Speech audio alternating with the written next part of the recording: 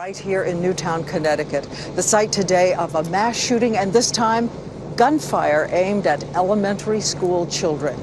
We're here in front of the Newtown United Methodist Church, where we've watched people gathering all evening long, as tonight the details are still pouring in. There are 27 victims, 20 children, 7 adults. And we've heard all day about the incredible response by teachers inside the school, which is considered one of the leading schools in the nation.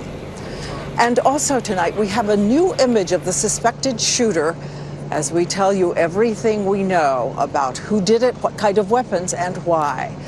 And we begin all of this with 2020 anchor Chris Cuomo, and he's here right now with me. Chris. Diane, it is an almost unimaginable scene. What we know so far is that inside this elementary school was a group of young kids. They were protectors, and there was one deranged man who decided to take it all away. This morning, the Sandy Hook Elementary School was full of kids concerned about Christmas.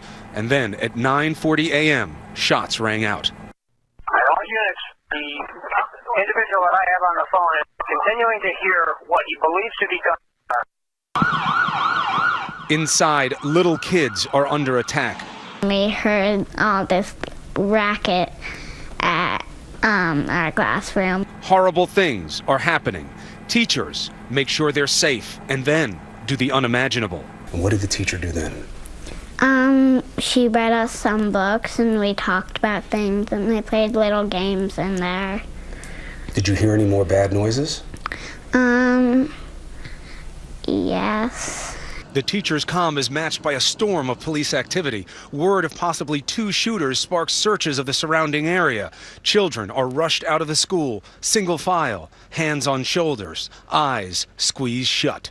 We got in the line and we had to close our eyes. How did you find your way out with your eyes closed? We all put our hands on other people's shoulders, and then our teacher held the first person's hand and she let us out.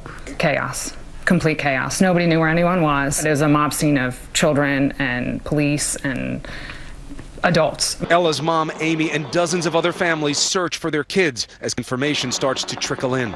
I heard that children were taken out bloody. I'm very scared, worried about my son, worried about the other kids that I know here. It was terrifying. I'm still terrified. I think I'm still in shock about it all. I still don't know everything that happened. A situation that couldn't be any more terrifying. Kids at the mercy of a deranged gunman. And yet it keeps getting worse. Yeah, these units in the school, I got bodies here. Among the dead, 20-year-old gunman Adam Lanza and his mother, who was a teacher's aide at the elementary school. He came with a bulletproof vest and 4 guns, including 2 semi-automatic handguns and possibly an assault rifle, say authorities. He killed so many of the kids she loved. It's a very, very difficult scene for the family members, for all the responding first responders. It's a tragedy. It's a tragic scene. And yet many more survived, like little Ella, who will still have a chance at a Merry Christmas. It's over, okay? You know that now? Yeah. You know, all these survivors, they're so young, and that makes it so tragic. And yet at the same time, the families are hoping they're young enough, Diane, that they'll be able to forget and move on with their lives. So tell us now the latest details, whatever we've learned about why and motives of the suspected shooter. It is always so important to us, because that's the one thing we can learn in this situation, is what drove this person to this horrible thing. And yet now it's getting more confusing.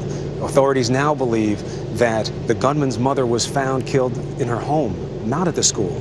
So the question remains now larger than ever. Why did this man go to this school? Why did he attack these kids with such intensity?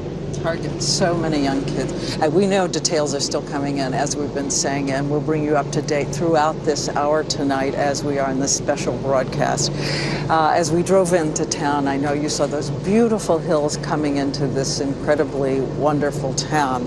And tonight we see the flags at half-staff right here in Newtown, and across the country the flags are also at half-staff, as today President Obama addressed the nation, tearing up as he talked about the grieving parents and their small children.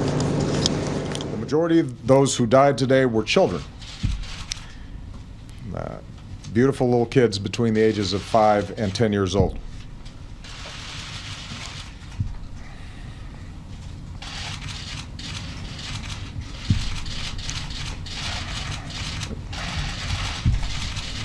They had their entire lives ahead of them. Birthdays, graduations, weddings, kids of their own.